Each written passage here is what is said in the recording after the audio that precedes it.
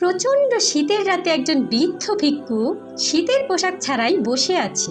এই দৃশ্য দেখে এক লোক সেই ভিক্ষুককে জিজ্ঞেস করলো, চাচা, এই প্রচন্ড শীতের মধ্যে কোনো গরম কাপড় ছাড়াই আপনি কিভাবে বসে আছেন?